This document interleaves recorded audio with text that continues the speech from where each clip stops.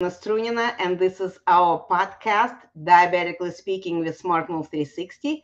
And this is our very special episode. It's a Warriors edition. On every Thursday, last Thursday of the month, I am inviting people who live with diabetes to speak with me and share their experience from inside out. So every other Thursday, I invite experts who can help you. But on last Thursday of the month, we have warriors. Let's go.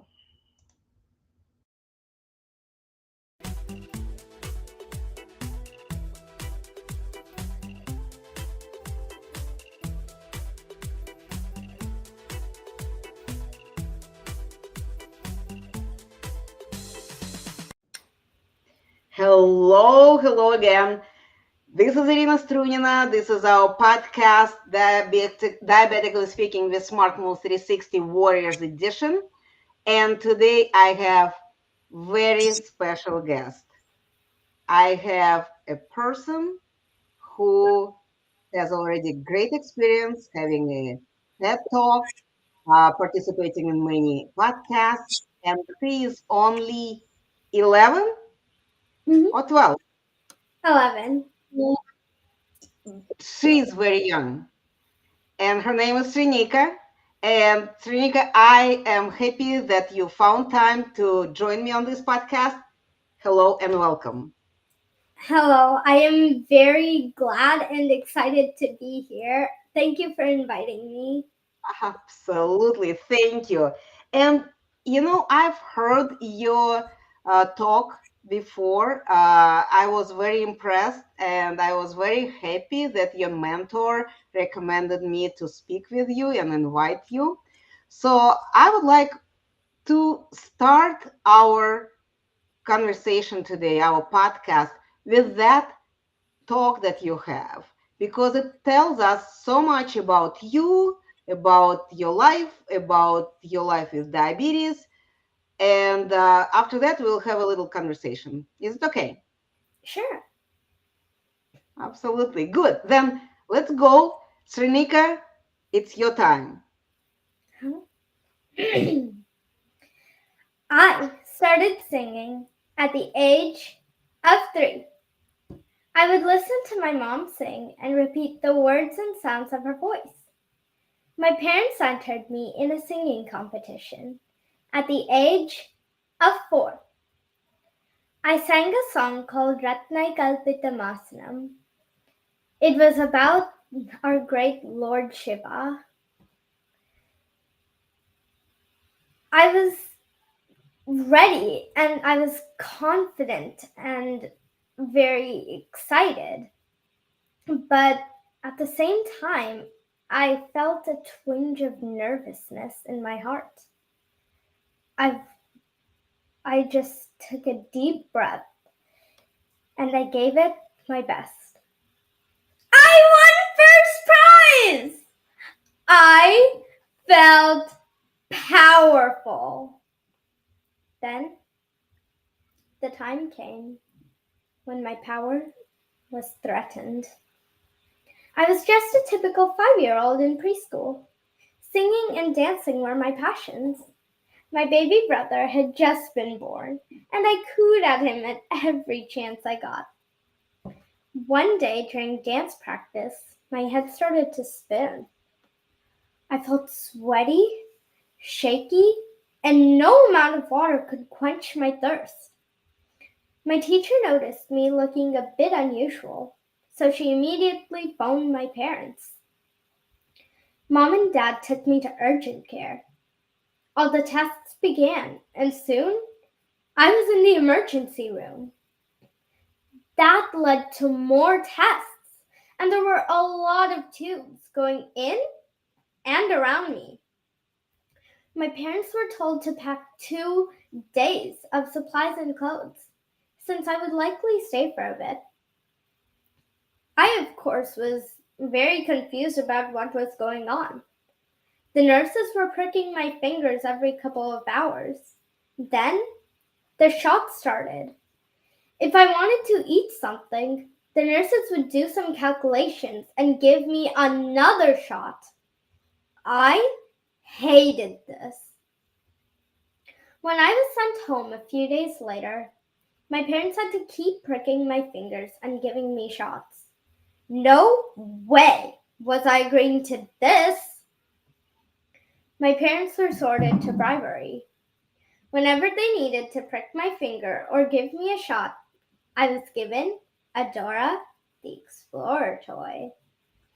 I ended up with dozens of them until my parents finally explained why I had to be poked and prodded.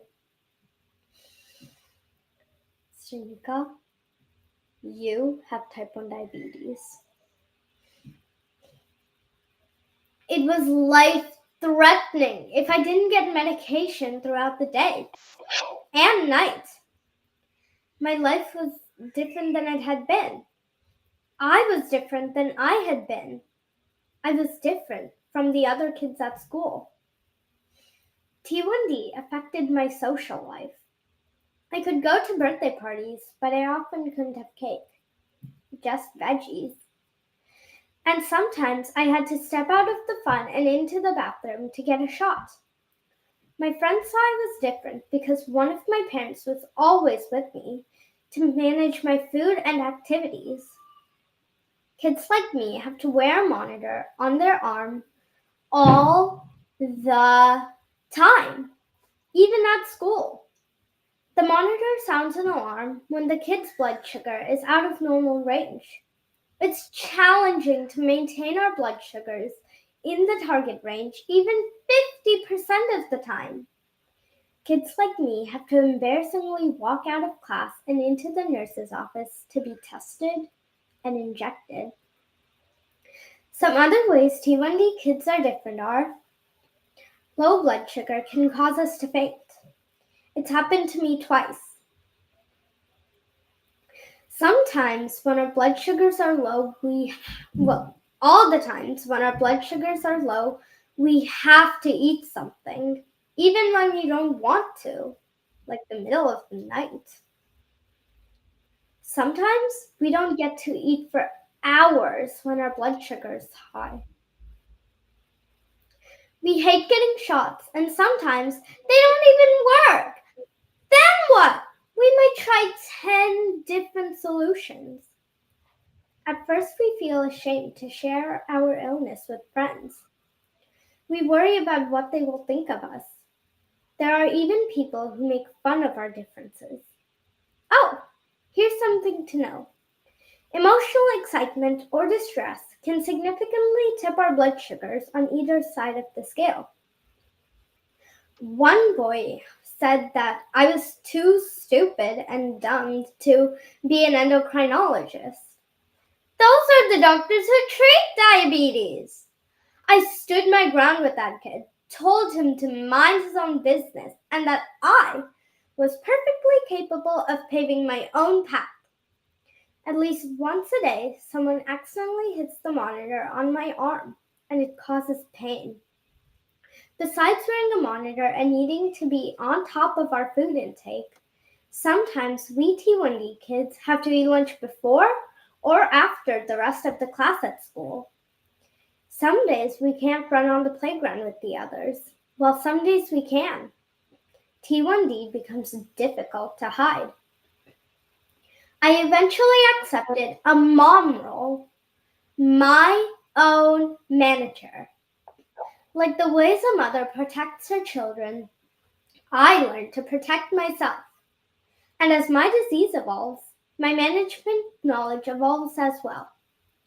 My school nurse taught me how to prick my fingers and capture the blood for testing. She also taught me how to give myself shots after calculating the amount of insulin needed each time. And my school counselor came into my classroom to teach my fellow students about ways my body didn't work to make insulin like theirs did. When I became my own manager, I accepted my differences, shared them with others, and generally took charge of my own self care. All kids with type 1 diabetes can accept the role of a mom as well. Now that type 1 diabetes is a life companion, I've learned to face it and embrace it. You can too. I've learned to speak up clearly about my needs, come out of my shell, and not be afraid to own my space. My teachers, friends, and my community members all work together to support me. And now my parents don't need to accompany me to birthday parties and other activities any longer. I put together my mom pouch. This My Own Manager pouch includes testing supplies, needles, insulin, snacks, and if I hadn't outgrown her, there would be a Dora the Explorer toy in there too. It goes with me everywhere. You can do the same. Now that well, when I accepted the mom role, I became stronger and more confident. Now, kids with type 1 diabetes can just accept the mom role anytime they want and become stronger and more confident like me. The mom role has supported me so much in getting my carefree self back. But since my diagnosis, I've given myself around 12,000 shots and still poke my fingers 5 to 6 times a day. This makes me different than most kids in my school. Nevertheless, my friends, nurses, admins, teachers, school counselors, and doctors have rallied around me to form a community that cares. According to the International Diabetes Federation, around 1.1 million children like me live with type 1 diabetes all over the world. If you're 1 million like I am, take on the mom, my own manager method, and share your differences and gifts. Build your community. And most importantly, take your power back. Absolutely. Thank you.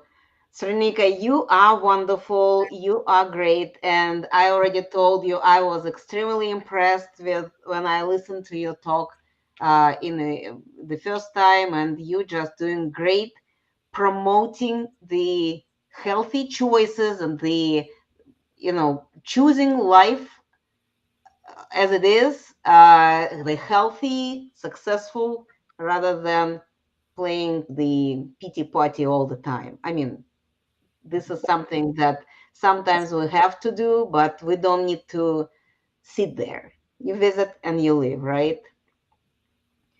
So I listened to your story, and now you said you've got your roll back. Are you still dancing, singing?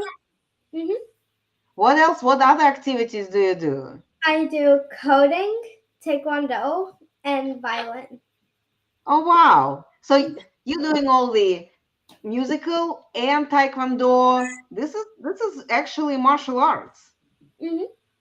You have to kick, you have to push up, you do the break the board. This is all you're doing? Yep.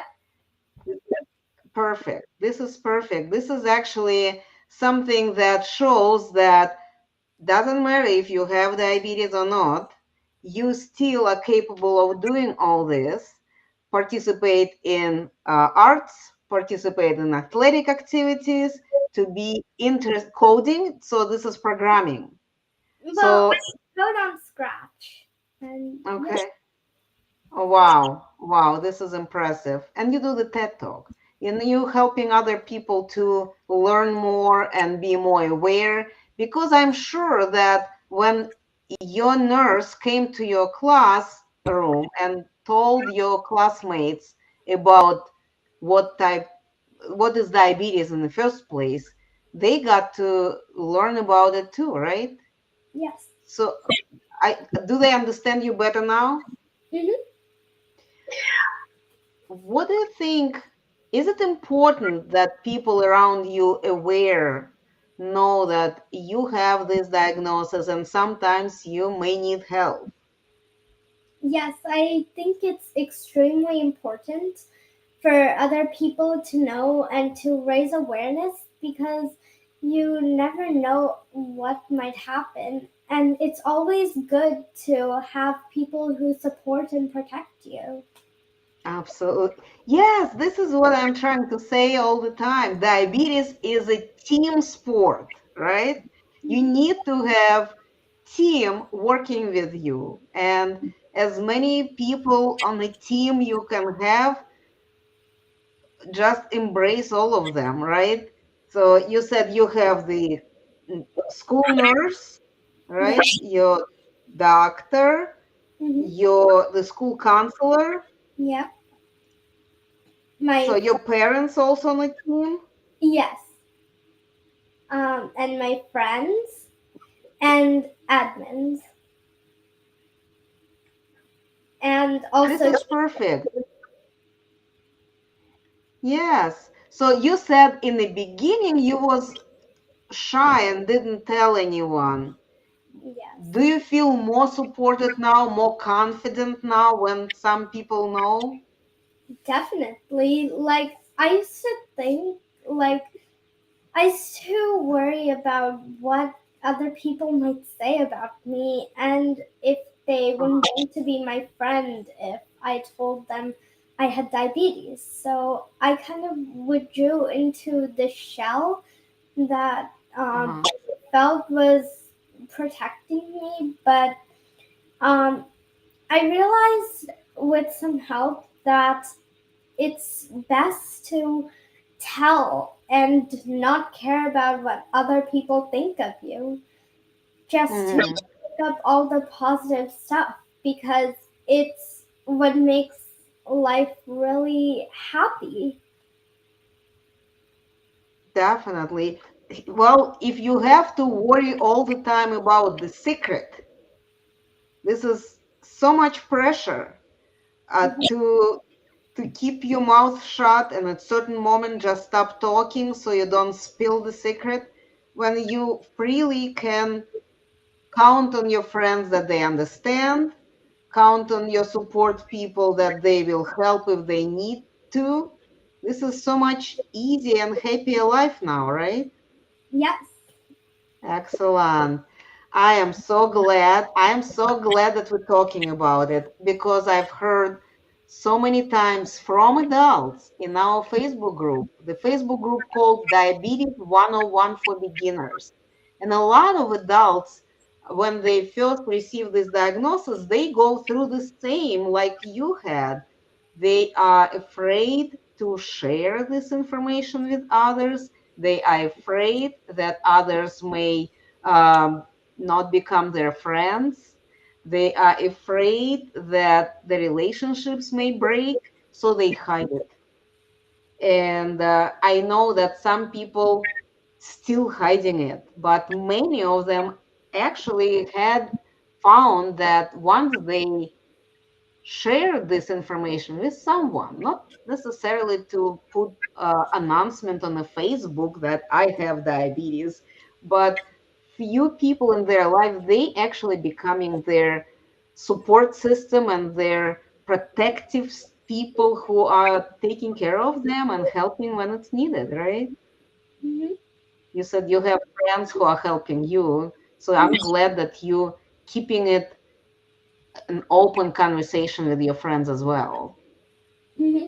Yeah, they. Well, Srinika, Um, say sorry, go on. keep talking. Okay, No, so no, no, you go. really happy that my friends support me because in the beginning I was also worried that I might lose my friends because of Yes. these. But the complete opposite of that happened. I got more friends and Mm. more open to people. And with that, you also learn how important you are for other people. They are willing to go and do more for you to keep you in their circle, to keep you as their friend. So this is actually a great point that you brought up. We never know how people feel about us, And in a difficult time, in a challenging times, the real friends will show up and they will step up and will be willing to help and will be offering support. So this is great point. Thank you. Mm-hmm. Yes. So Srinika, I am happy again that you was able to find this time and speak with me today. I would like to right now do a little announcement so people who are listening to us will hear what other events are happening in our Facebook group. And then we'll come back and we'll say hellos. I wanted to say everyone that if you know parents or kids who have type 1 diabetes, please share with them this episode. Share with them this recording because I know how challenging it is for kids, but it's also challenging for parents. And they are very nervous how they will be managing this situation in their families. So please share this information. And if you need more information, reach out to me and I will do my best to connect you maybe with Srinika or her parents. Or, and I also have some other people who have kids with type 1 diabetes who also can share their experiences. So, very important. Don't hide it, don't keep it to yourself. Collect information, connect with people who know it and who live it. And this is all can be a happy life for everyone, right? Okay, announcements, and then we will come back for the uh, parting waves. Okay. So first, we are back. We are back. Connection is restored, and I am making announcements about events in our Facebook group. So, first of all, on Mondays, we have Motivational Mondays with Monica Henderson.